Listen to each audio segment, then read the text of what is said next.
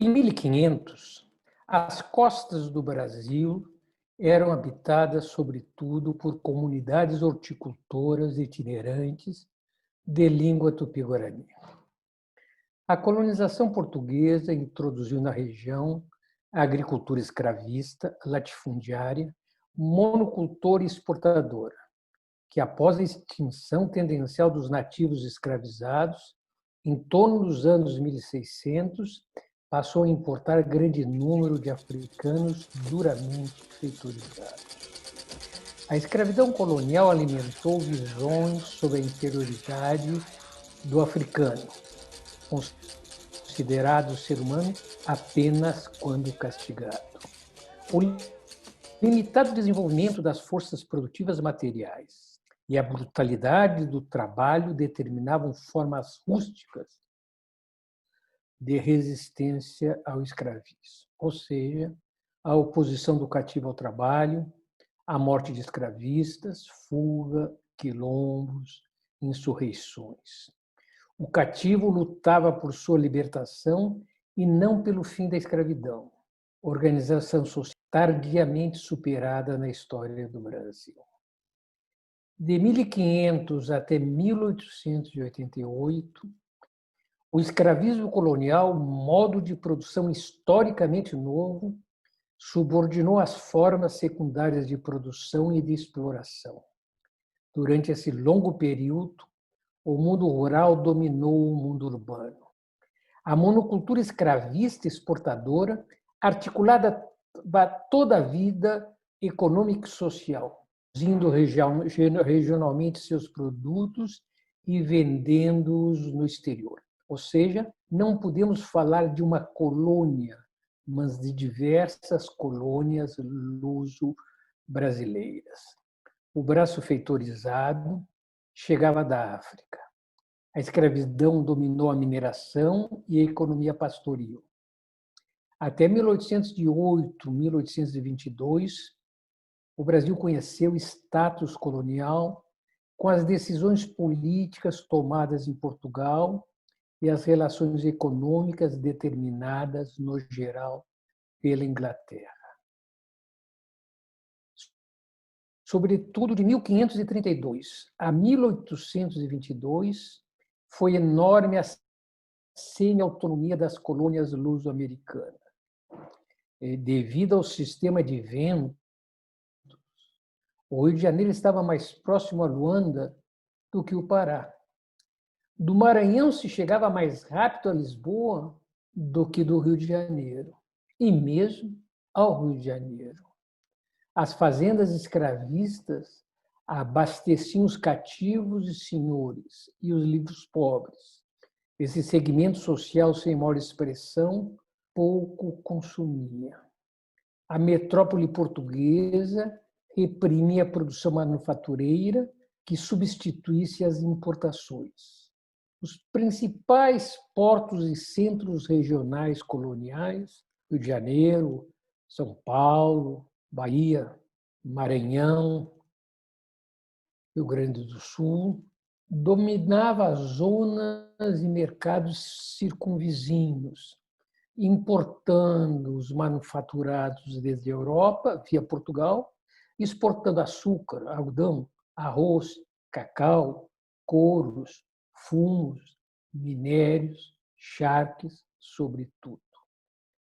Havia comércio apenas incipiente entre as capitanias, através do litoral e dos sertões. Se comerciava cativos, cavalares, muares.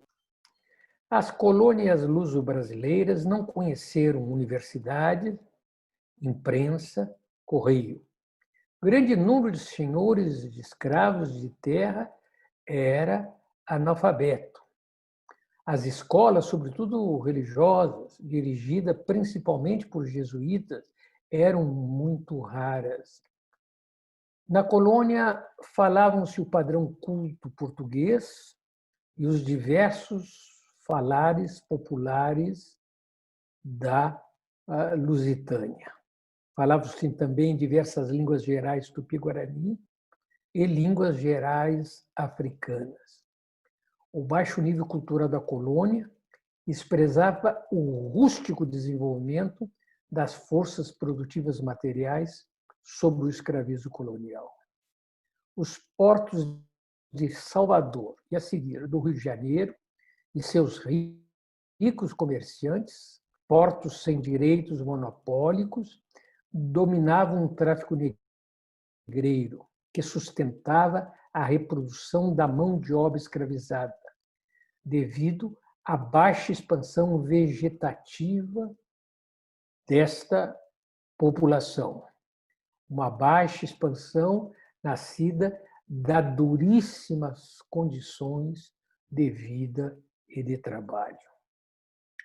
Os meios de transporte, as comunicações, o caráter da produção, a vontade metropolitana dificultavam qualquer unitarismo colonial.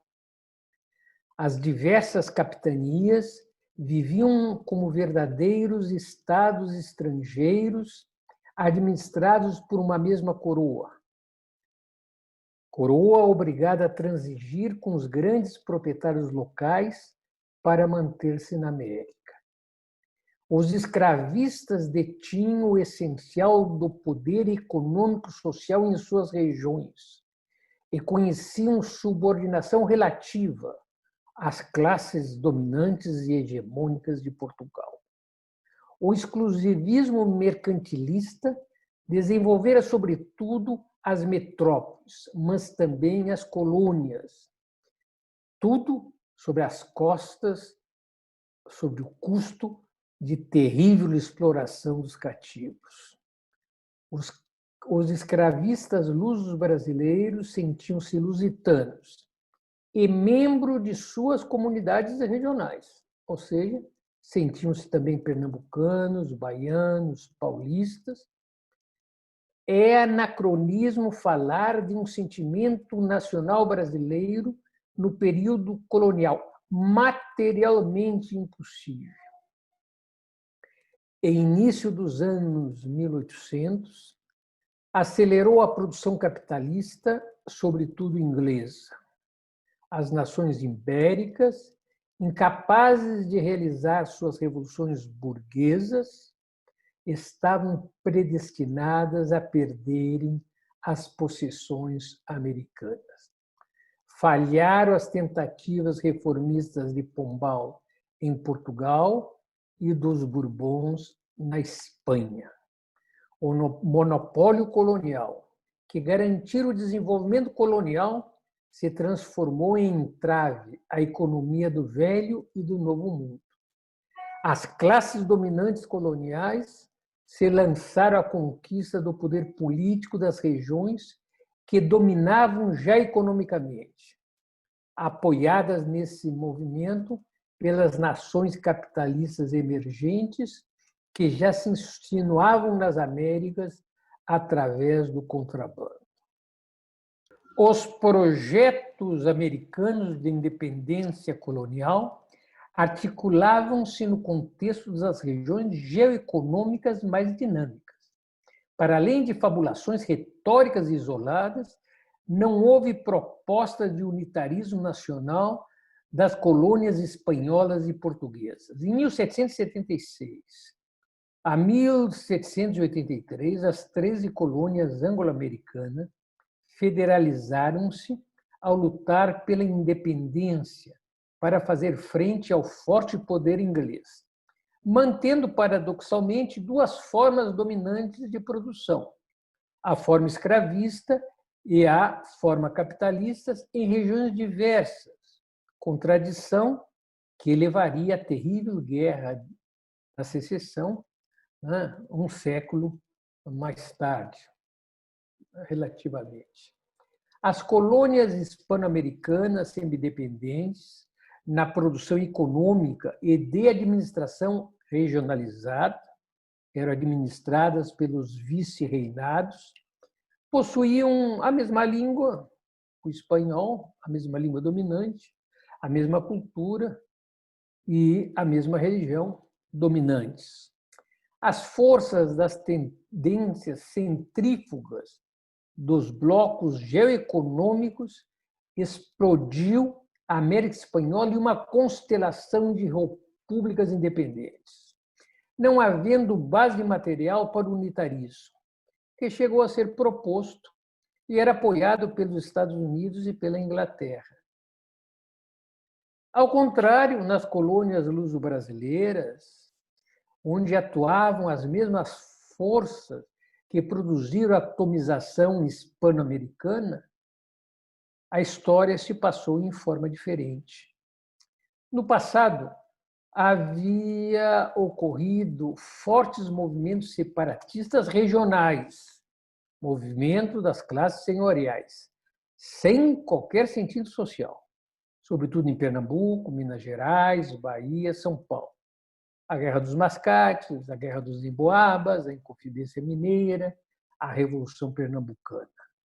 A proposta de luta pela independência do Brasil, como um todo, não tem qualquer sentido para este período. A historiografia tradicional enfrentou e enfrenta perplexa a explicação do unitarismo brasileiro de 1822. Ela propõe que ele se deve, sobretudo, à intervenção providencial de Pedro I e José Bonifácio, sem explicar por que eles foram apoiados pelos grandes escravistas provinciais, já que sozinhos não fariam nada. Em 1808, temendo a Revolução Liberal do Reino e perder a rica colônia americana, a corte lusitana mudou-se para o Rio de Janeiro, transitando a colônia do estado colonial ao status semicolonial, já que ela passou a ser o centro das decisões políticas que antes se realizavam em Lisboa. Agora, as rendas do país passaram a ser gastas no Rio de Janeiro, onde residia a sede do Império Lusitano. Devido a isto, liberaram-se o comércio, as manufaturas, os jornais, o ensino superior, o que, entretanto, não ensejou transformações econômicas e sociais qualitativas, estruturais. Com a corte portuguesa no Rio de Janeiro, a Inglaterra conquistou enormes privilégios alfandegários sobre o Brasil, consolidando o domínio das suas manufaturas. Consolidavam-se, assim, as trocas desiguais entre as nações capitalistas de maior produtividade e a colônia e a ex-colônia de menor produtividade. As nações capitalistas trocavam seus manufaturados por enorme quantidade de mercadorias coloniais produzidas nas diversas províncias escravistas do Brasil, de menor produtividade. As capitanias, com a chegada da família real, passaram ao status de província. As mercadorias inglesas baratas arrasaram com a anêmica produção artesanal e manufatureira das colônias luso-brasileiras, já deprimidas pelo consumo limitado e falta de trabalhadores livres. Fechava-se assim, por longas décadas, a possibilidade de gênese, de operariado e de burguesia e de outras facções sociais desligadas em contradições com as relações escravistas de produção. As classes dominantes provinciais desgostavam-se, por um lado, da gestão absolutista da corte no Rio de Janeiro, que abocanhava as rendas regionais. Por outro, indignavam-se com o privilegiamento dos portugueses natos, todos eram portugueses, aqueles nascidos em Portugal, no preenchimento dos postos e dos cargos. Latejavam entre as classes dominantes provinciais, né, as ideias de independência monárquica ou republicana, de orientações centralista, federalista ou separatista, sobretudo no Nordeste, no Norte, Centro e Sul do país. Muito fortes também entre as frágeis classes intermediárias e, como proposto, entre as classes dominantes provinciais, não hegemônicas.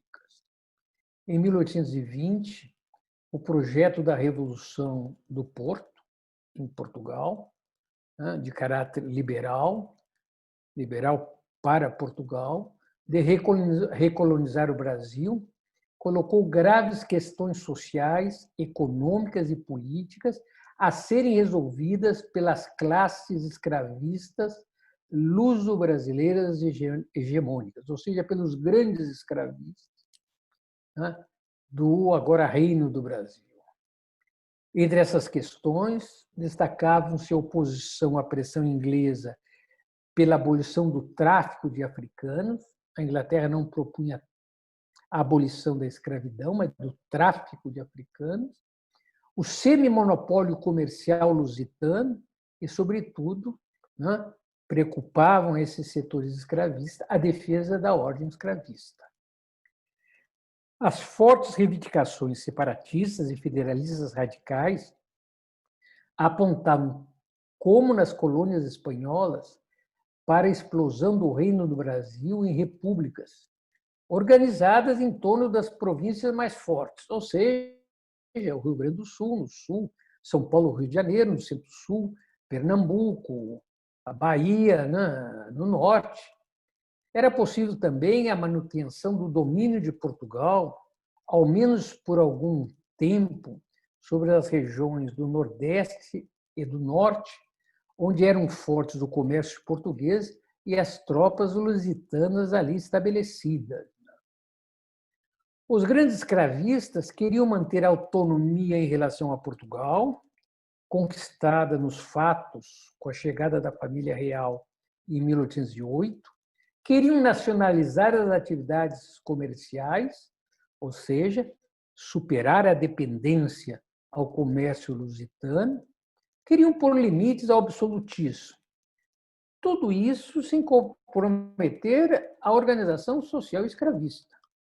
Sabiam que fortes confrontos com as tropas portuguesas ou entre os exércitos das diversas províncias, né, que se tornariam em nações nesse movimento, né, confronto entre essas províncias por questões de limites, ameaçariam a submissão da escravaria e a continuidade da escravidão. Temiam, sabiam, que a explosão do Brasil em pequenas repúblicas dificultaria a manutenção da escravidão ali nas repúblicas onde ela fosse produtiva. As repúblicas que abolissem a escravidão acoltariam, né, receberiam os cativos fugidos das nações escravistas, né? Nações escravistas, pequenas nações, médias nações escravistas, né, nascidas aqui no Brasil, que resistiriam com dificuldade ao abolicionismo inglês do tráfico. Sem africanos novos chegados da África, encareceriam-se os custos da produção, comprometendo a instituição escravista. Confrontos militares com Portugal, entre as diversas províncias, facilitariam as fugas e os quilombos e obrigariam a cooptação de cativos pelas facções senhoriais em luta. A Revolução Francesa, em 1689, a partir de 1689, agitara reformas políticas e sociais, né? Divulgar essas ideias através do mundo então e das próprias Américas. No Haiti, em 1904, a sublevação serviu fundar a primeira nação americana livre da escravidão. O movimento afro-islâmico, né, na África, né, reformador de Osman Danfodio, reverberava nas revoltas servis da Bahia, extremamente graves do ponto de vista senhorial. Em 1823, a Guiana inglesa vivera violentíssima revolta servil. Tudo isso nos anos em torno a 1822. O Estado monárquico, unitário, autoritário e centralizado brasileiro nasceu da vontade das classes escravistas hegemônicas, dominantes provinciais, em manter na submissão os trabalhadores escravizados. Destacaram-se nesse movimento unitarista, escravista, os ricos comerciantes negreiros do Rio de Janeiro. O temor à revolta dos cativos determinou profundamente o caráter da independência e, a seguir, do Império do Brasil. Não se mantém a proposta do trabalhador escravizado como categoria incapaz de mover nossa história. A Inglaterra apoiava e ajudou o unitarismo para maior facilidade de gestão de seus interesses no imenso território. Mas ela não foi a responsável pelo unitarismo brasileiro.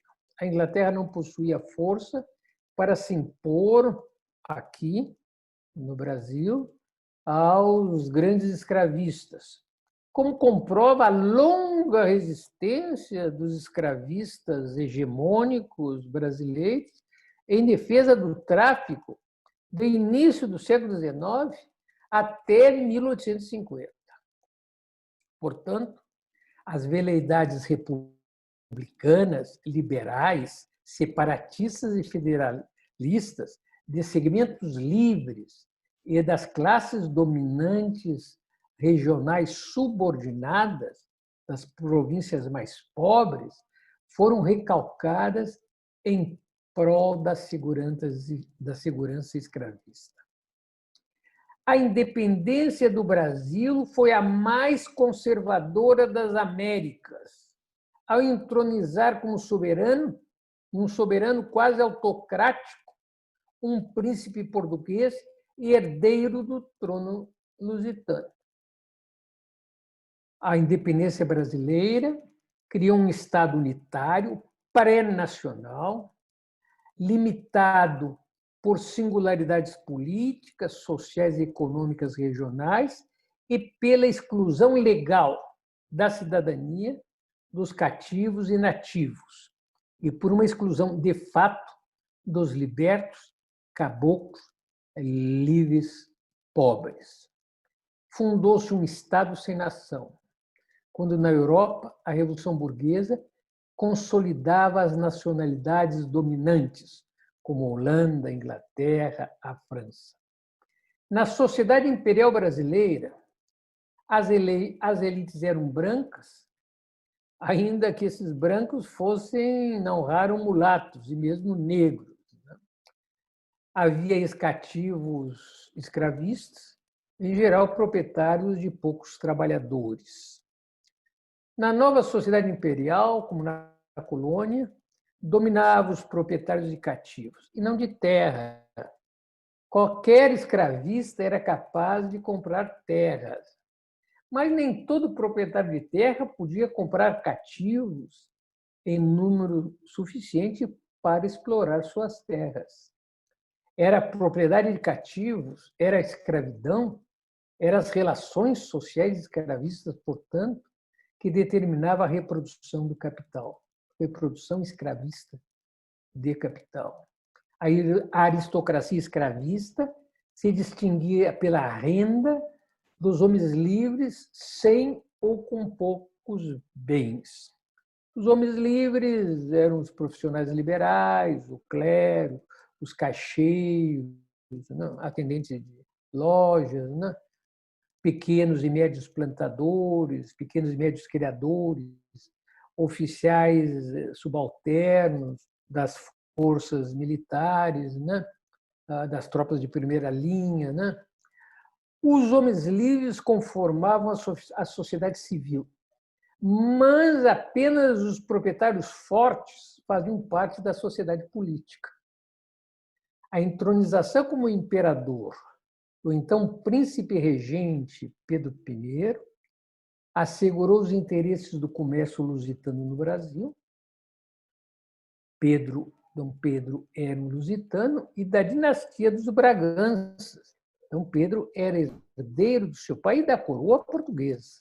A figura do imperador expressava e representava simbolicamente nos seus direitos de sangue e de nascimento sobre os seus súditos escravistas, mesmo os mais ricos, os direitos desses últimos sobre os seus trabalhadores escravizados, submetidos e feitorizados devido ao sangue africano e ao nascimento. Alguns autores apresentam o Império do Brasil como uma espécie de república coroada. Mais certo seria apresentar o Império do Brasil como a coroação do escravismo. A monarquia centralista durou exatamente o tempo da escravidão. Extinta a escravidão em 1888, a monarquia ruiu imediatamente após ela, em 1889.